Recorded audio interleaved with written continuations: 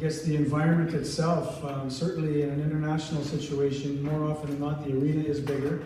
So from a technical perspective, you might have to look at the game a little bit differently in terms of how you want to implement your tactics and what tactics might work best for you.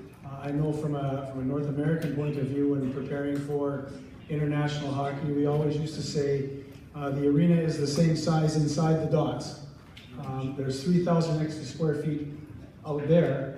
They don't know what's the square feet. How about meters? It's about, I don't know how many meters that. Where's my educator? I got you.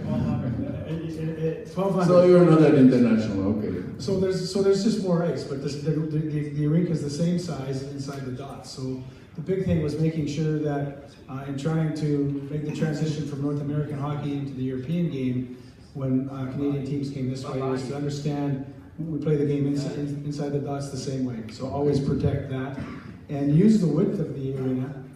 Don't let it become a barrier or an impediment, but use the width of the rink to, in fact, encourage your attack. Good. And become a little bit more creative, faster, and that way become more tough to play against. So from a technical perspective, that. Naturally, when you come over here, there's considerations from sociologically, quite honestly, too, that North American coaches had to pay attention to with respect to whatever country you might be in. But having enough respect of that, of your host, to know a little bit about the culture, to know about the fan base, to know how that particular country chooses to play generally, but to immerse yourself in the whole experience and don't let it just be about hockey that consumes you, or you won't enjoy the whole opportunity. Okay, thanks. What would your second question? The European player coming to the NHL, what he is missing these days, what he should work on, and his coach should help him out. So, you know, this is the transition. He's 18, 19, 20, 21. What most of these guys are missing. So these guys, if they want to develop players for the NHL one day, what they should work on? I think as much as anything, at no other time has the game been closer to a hybrid game than it is now. And that doesn't matter what country you're coming from. But I will say, again, the size of the arena impacts your small space skills. And not just by the nature of how you handle the puck and make your plays or whatever, but how you use your body. And it's not, you know, there was a time certainly where big, physical, strong, intimidating play was important, which to a degree it still is, but what's most important is how best to use your body in that type of situation. And that includes at the net, certainly outside, along the ball, along the walls, those types of things. The big thing for me, for an international player, is the ability to check through their stick when they're checking. You know, don't turn. Stick on puck, as we call it nowadays. Stick on stick, whatever. Stick on gloves, even. And as much as that might invite a penalty, but there are tactics that involve that. For me, I think for the international player to be able to function successfully in the small space that requires their body is really, really important, because the skills are there, the intellect is there. Right. Do they really need to go to CHL? Do they really need to go to, it depends obviously, to the farm teams. Do you think they shouldn't stay till they're 20, 21, they're really, I would say, finished product and go? You know, there's no better team in the National Hockey League that does that than Detroit. You know, if a player has chosen to go to the CHL, and that's another conversation, if a player chooses to go to the NHL, that's fine. But it's really important to make sure that they have the opportunity to assimilate into the North American game at the minor league level, quite honestly. We all want to get to the NHL, fine, that's great. But there are incremental steps that are really, really important. And in Detroit, and Fish would be able to tell you this, you know, they don't force the game on anyone. It's like drinking out of a fire hose. Yeah. You know, you take on some water, but not much. And so by going to the American League, you learn the game at the same level as your peer group. You have the opportunity with good practices to understand through practice what the NHL game will require, and you play enough games, obviously, to be able to apply those teachings, you know, in a setting that allows you to have more success.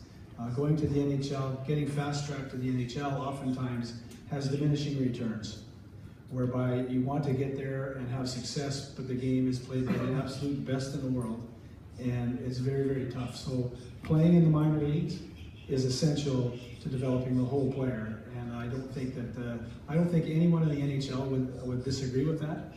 Everyone's circumstances are a little different. Edmonton is selling hope, so the young players are playing, probably too young. Yeah. Detroit is selling the playoffs, Yeah. and they'll make sure they'll play there when they're ready. Okay. Third question: game evolution.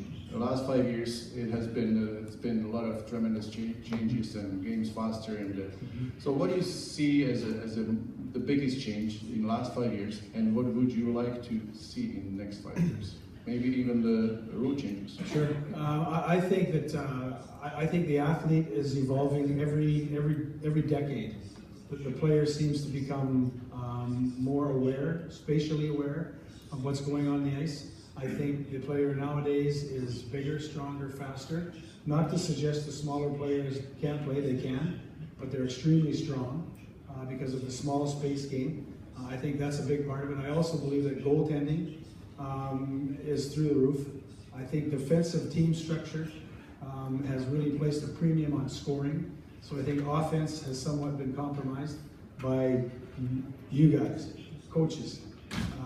The game is coached better now than ever before from top to bottom. When you and I coached, there were outstanding coaches in the world, second to none. There's more very, very, very good coaches now than ever before. And I think that's changed the game in the last 5 years without a doubt. For me, in terms of rule changes, I think, I like the way the game is played now. In Canada, body checking is introduced at the bantam age level. So that's 14 years of age. Below that, it's all about skill enhancement. Develop the skills, and the intellectual skills as well, which allows players to play with confidence. I think that's been important. I think the other thing that's really critical is the fact that we paid attention to, quite honestly, the development of the skill.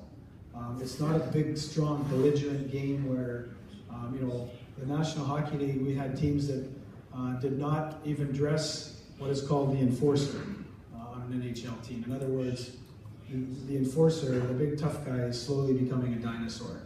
And the bottom part of your roster is filled now with more talent. And I think that's changed the game. Perfect. So last question, Tony. What kind of message you would send to the coaches?